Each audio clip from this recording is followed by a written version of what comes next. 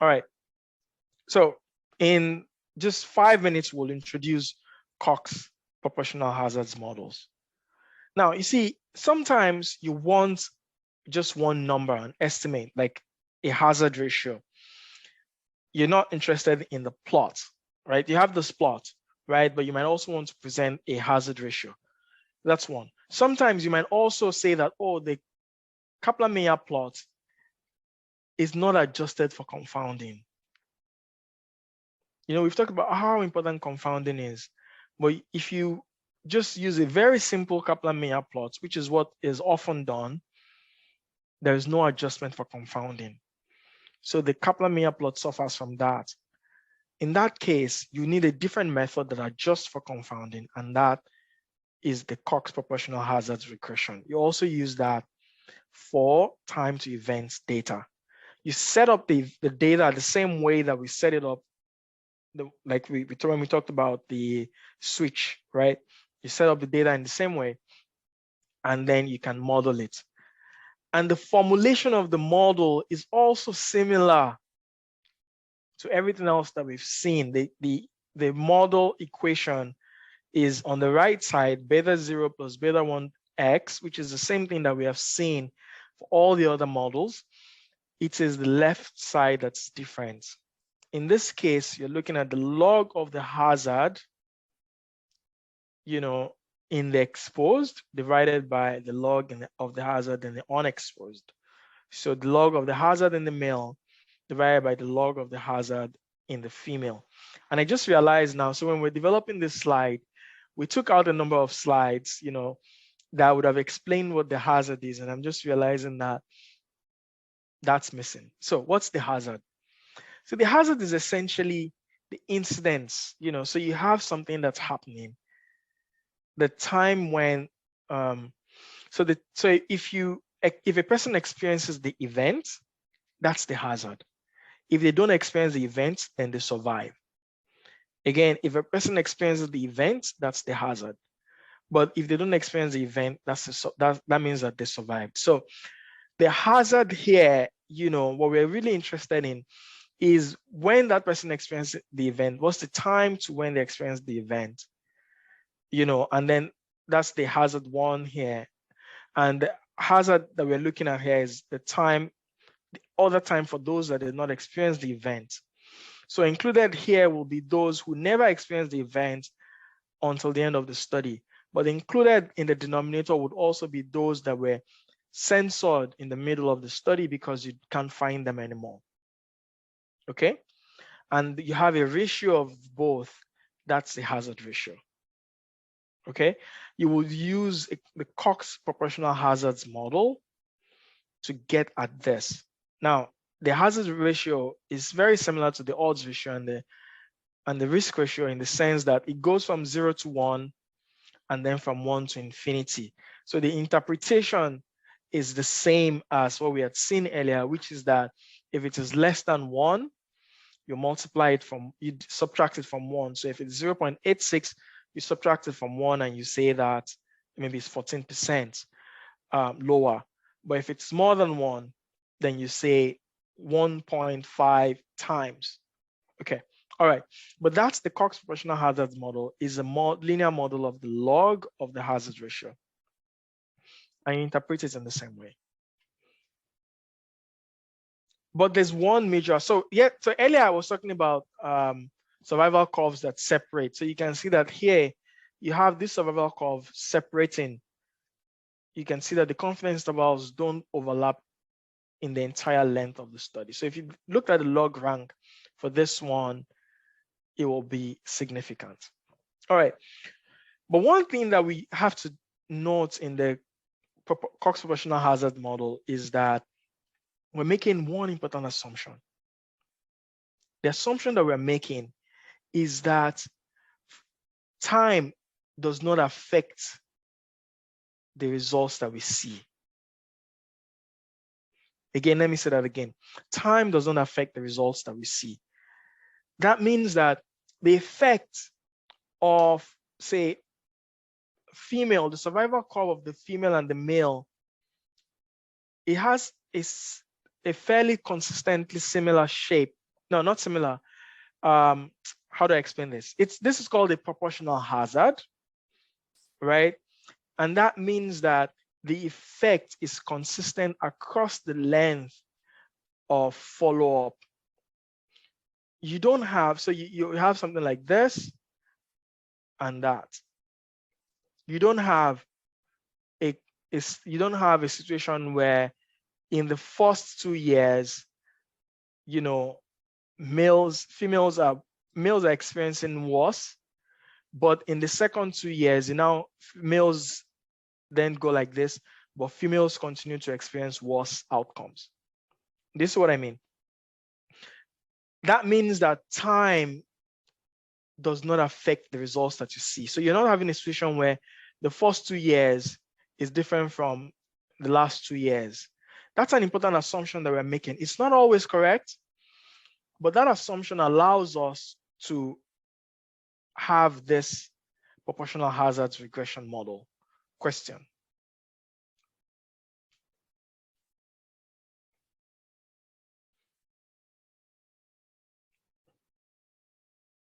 Do you have questions? I see raised hands. And I'll explain this a little more. All right, so here. So in this case, this is an example of proportional hazard. So I say again that the assumption that we are making is that the effect of the exposure on the outcome, right, does not vary over time. It's the same across the length of follow-up. It doesn't mean that the lines are parallel. They might be parallel like this one, but it means that whatever it is that it is doing at the beginning, it is doing it throughout the length of the follow-up. So like here, for instance, in the middle one, you can see that it separates out, it keeps separating out in a consistent way. In the one on the right, you have a sigmoid. It starts as a sigmoid, it continues as a sigmoid, right? You can use a proportional hazard regression model in this case. In the case that I was talking about earlier, where I said you have males, they start experiencing the outcome more in the beginning, but maybe after senior residency, they stop experiencing the outcome, maybe because now they're able to go out and do locum, right? And maybe we're talking about people who their locum is locum for senior residents is very profitable. It's unlike when they were junior residents, and so it affects the outcome. But maybe for females, right, they continue experiencing the outcome at the same rate because they're being discriminated against for whatever, so they're not able to they're not able to take up the locum, or maybe because they have family at home that they're responsible for, they're not able to take on the locum opportunities that the males are taking on. And so while the males were initially leaving clinical medicine in the beginning, after spending some years, they stopped leaving as fast because now they have this opportunity. But females, they continue to experience the same rate, right? Or their own experience is different because now, maybe they start experiencing it gentle like this, and then the rest, they start to experience it faster because they have family, or they have other things, or maybe there's a new policy, whatever it is, you have to understand the context. But the issue is that if you have a situation like that, where over time, the rates, the pattern becomes different, you can't not use this model. How would you know that? It's based on your understanding of the subject matter. This is why you have to understand the thing that you're studying. And this is why if you're conducting a study where your outcome of interest is a cardiovascular outcome, you want to make sure that there are cardiovascular, cardiologists on your team who are also thinking about it together with you, right? You don't just go off and collect the data and then say, oh, I'm all set, okay? Because there might be blind spots. All right, so we're coming to the end of this class today, and the very first thing is the first example that we're going to look at here. I think this might be the only one. Is essentially the same example we've been looking at throughout the survival analysis class, which is looking at whether females were more likely to switch careers than males. But now we're doing it with the Cox proportional hazards model. And we're assuming that the effect does not change with time. Who is going to try to explain, to interpret this for us? Who's going to try? Anyone?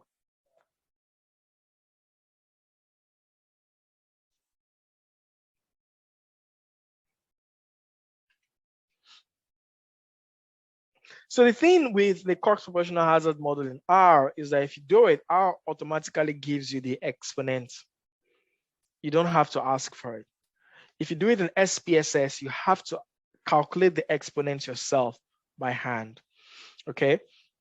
So when you calculate the exponent, right, of the coefficient, in this case, the coefficient, the beta coefficient, this beta 1, is negative 0.6871. If you remember all the other models that we have been looking at, it always gave us an intercept. Okay? In this case, it is not giving us an intercept. This guy is not there. The reason is because it's not meaningful, right? The reason is because it's not really meaningful. So that's why we don't really have an intercept. What we automatically have is always the ratio, okay? It does, if you want to calculate the survival, if you want to calculate the hazard in the male, you have to do other things. You can't use the Cox proportional hazard model. The Cox proportional hazard model is always only focused on the hazard ratio. And that's why in R, for instance, it always gives you the exponents, which is the hazard ratio. So in this case, the hazard ratio is 0.50. And that hazard ratio, the way you interpret it is basically to just the same way we've interpreted everything. If it's less than 1, you say that there's a 50% less hazard. The hazard ratio is 50. The hazard is 50% less in female compared to male. Okay. Or you might just say that the hazard ratio in female compared to males is 0.5%, is 0.50.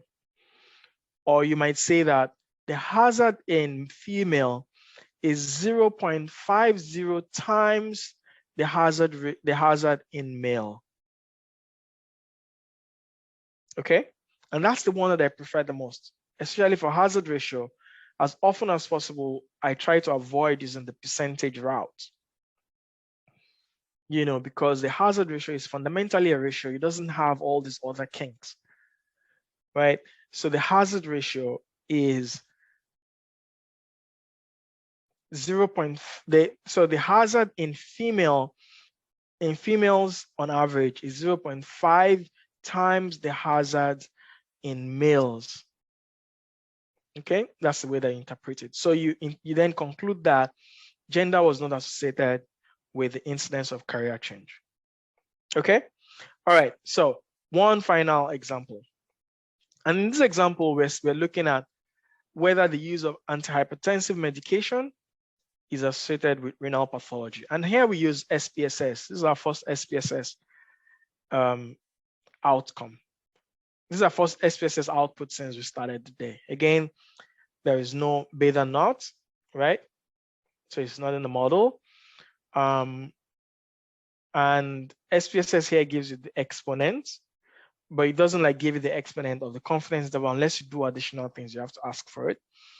So if you do that, here, the hazard ratio is 0.49. I'm going to stop here and ask for any questions. Do you want me to go over this part again? I know that we went over the Cox proportional hazard model very quickly in 10 minutes.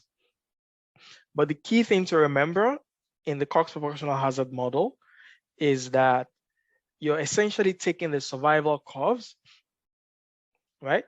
You're assuming that the survival, the pattern of the survival is consistent over time. It doesn't change with time. That's one. And you are able to then compare those curves using the hazards. Okay. And then you can then interpret it the same way that we've interpreted the other models. This is wrong. I will, when we correct this, we'll take out this from the model. And yeah. Okay.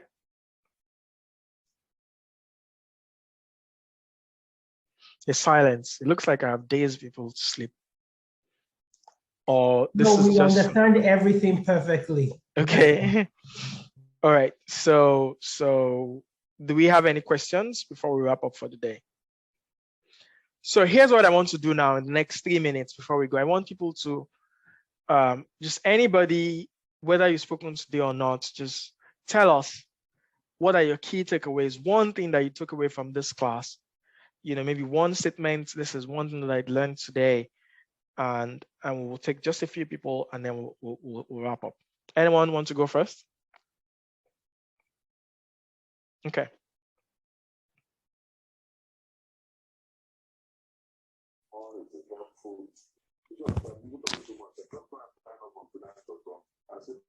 Yes, go ahead. You're unmuted. Yes, we can hear you. Yeah, one of the takeaways I took from the teaching today is that the Kaplan-Meier plots need to be adjusted for confounding. Yep. Excellent. Yeah. And so that's why we use the Cox model to do that. The Cox model. Thank you. Excellent. So next person I just unmuted. The immune person number. The immune person time? Yeah.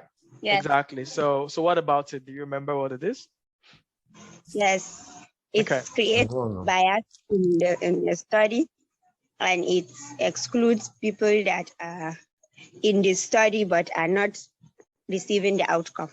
Yes, exactly. So they're in the study, but they cannot experience the outcome while you're following them up. Very good.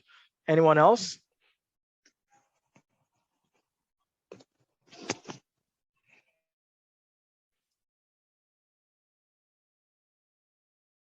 Yeah, Zainab, go ahead.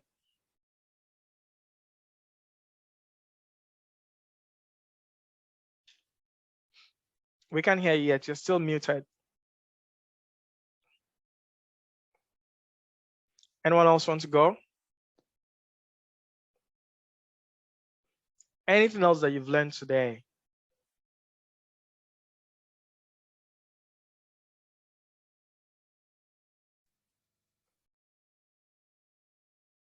All right.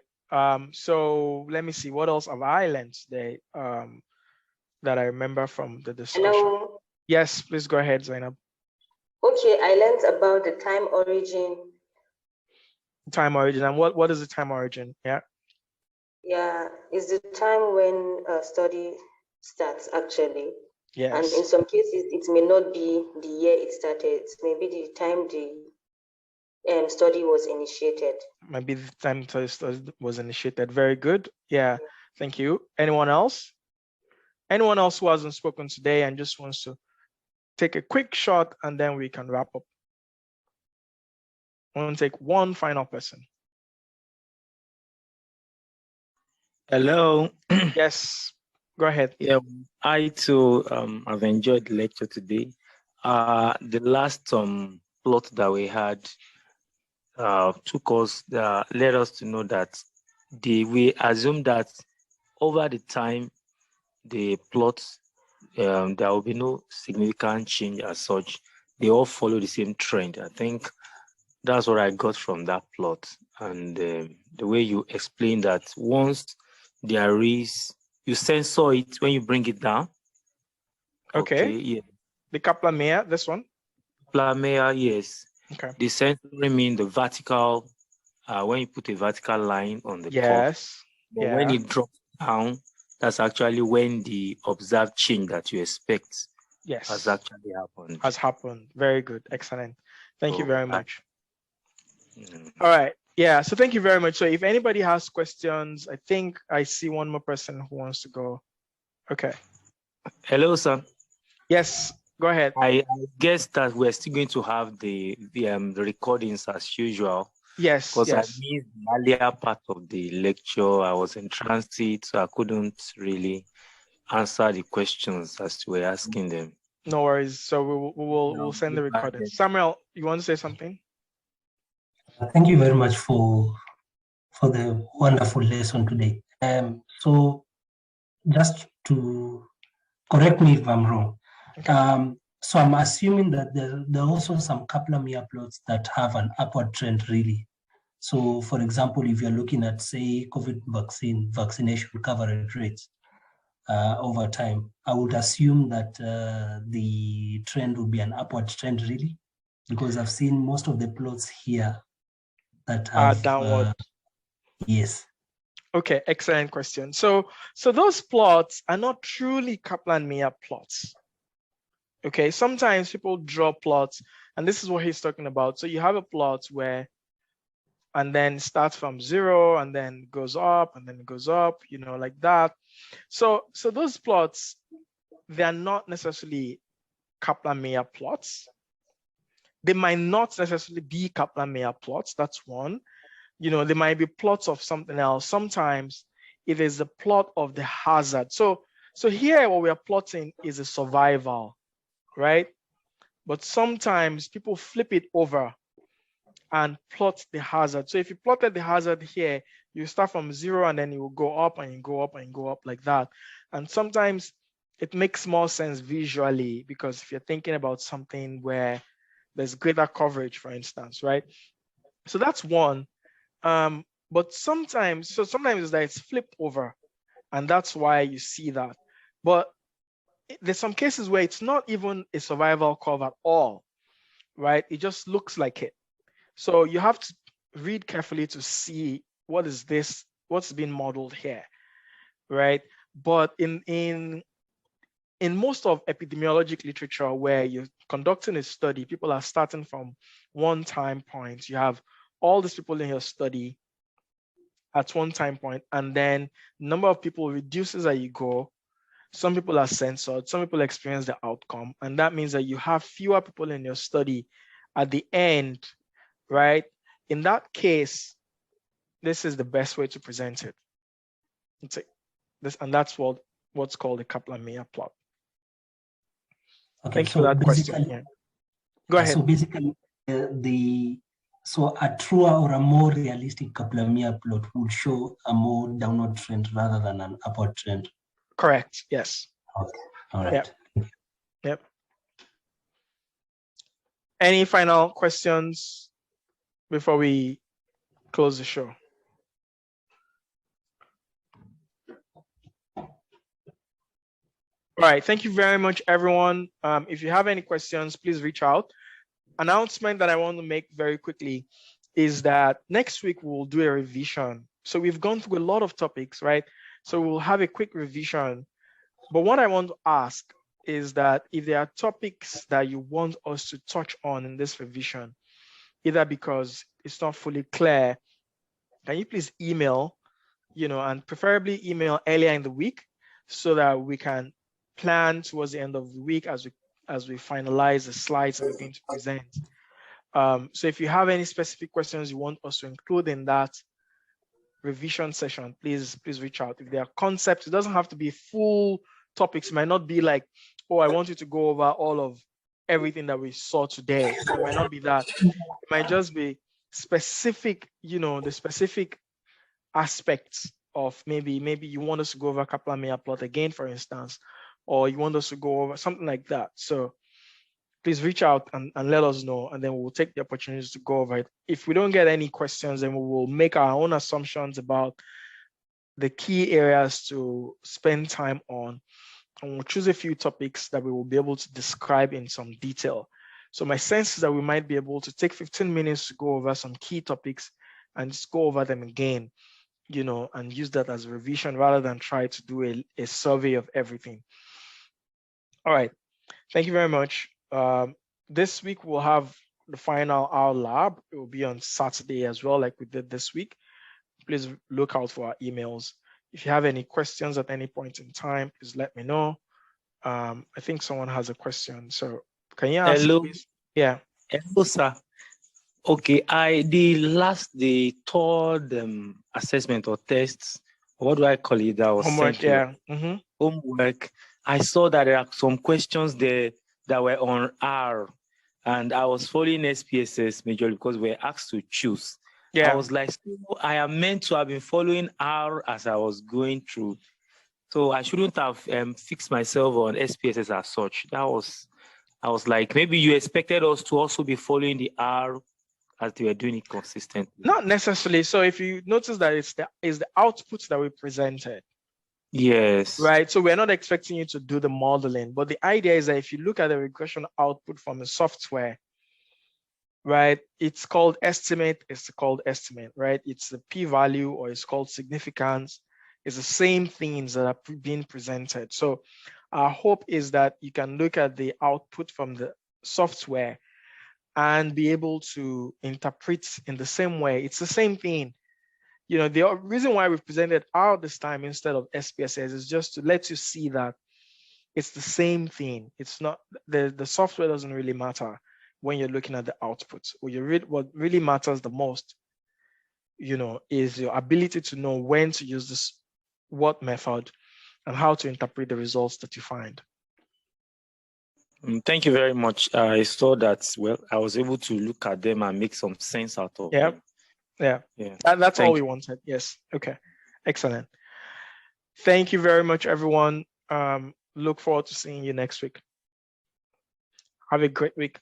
Bye. Bye. Have a lovely weekend too. You too.